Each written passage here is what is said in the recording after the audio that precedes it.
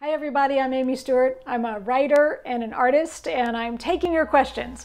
I got a whole bunch of questions in just recently, and one of them had to do with audiobooks. So I heard from a writer whose first book is coming out, and they want to do an audiobook of it. She wanted to know, should she be the one to read the audiobook because it's kind of a personal story, and just generally, how does that work? And someone else asked me about how do I choose the narrator for my audiobook? So kind of the same thing, so I'm just going to answer both of those. So first of all, about reading your own book. This is really tough. You know, now that I know some audiobook narrators, I know that this is a job for the professionals. It's difficult to do. It requires specialized equipment. You got to be sitting with a sound engineer for a really long time. Generally, audiobook narrators are trained actors. They know how to use their voice differently. They're going to hit different words in a sentence as they read in a way that's very pleasing to the ear of listeners. You probably have no idea how many annoying little tics you have with your voice. I'm sure I have no idea how many annoying little tics I have with my voice that readers just aren't going to put up with for very long. So actually, you really do want a professional reading your audiobook. The exception to that would be if you're a celebrity or if you're a trained actor and you have a lot of voice training, then maybe you're the right person to read it. Otherwise, probably not.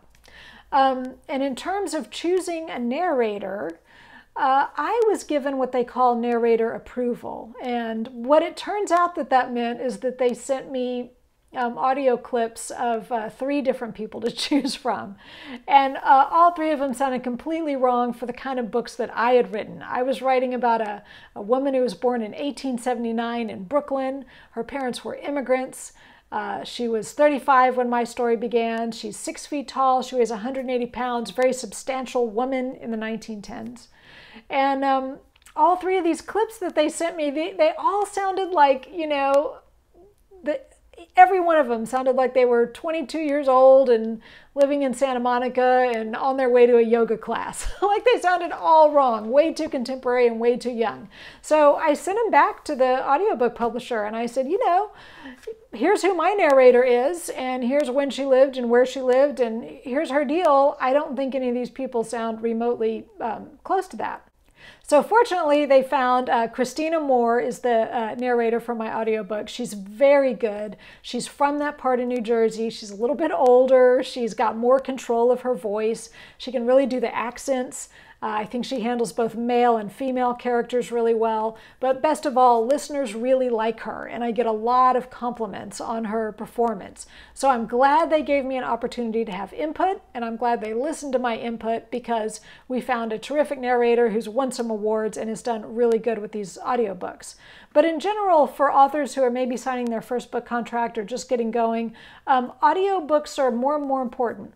More important than ever. Audio downloads are one of the fastest growing segments of the book market right now. People are really into audiobooks. So this used to be just kind of a little footnote like, oh, they're going to make an audiobook. Yeah, okay, whatever. Nobody ever really thought about it. Well, it's a bigger and bigger part of the market, which means it's going to be a bigger and bigger part of your income. So it is worth paying attention to and really making sure it's done right. I'm going to say one other thing about this. In general, an audiobook should not be abridged. It should not be cut.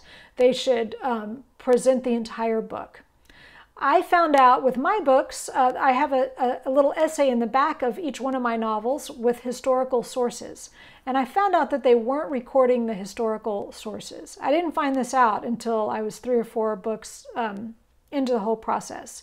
And you know, I can understand normally they would not record, let's say, the index or a bibliography or just a list of sources, but mine was more like an essay that really explained what was real and what wasn't. I can also understand why they wouldn't want to record acknowledgments where you're just thanking people. So I get that. But what I was finding was that readers who listened to the book on audiobook didn't understand that it was based on a true story. And they were asking me all these questions. And I kept saying like, well, like I said in the historical sources, and I finally figured out like, oh, there are no historical sources. They haven't recorded them. So I actually went back to the audiobook publisher and said, hey, I know I can understand why you don't a lot of time record the appendices and stuff like that. But in this case, I actually think it's important and readers are really interested in it. And so I'm wondering if you would consider going back and adding that back in. And so they did. They cut some of the stuff that was more like just lists of sources or me thanking people, but those were easy cuts to make and they were able to keep the rest and put it in. So now that has been pushed back out to all the digital download sources so that anyone who listens to the audiobook now gets that information. So that's another thing to kind of think about if you're doing your first audiobook deal is there anything in here that they might potentially want to cut, and what is that? And is there, if it's important you think for it to be in the audiobook, what needs to happen in order for that to work as something that's read out loud? Okay, if you have any other questions about audiobooks or anything else for that matter, just post it below, and also keep in touch with me. I send out a newsletter, I have a website, I'm on social media. I would love to hear from you. Thanks.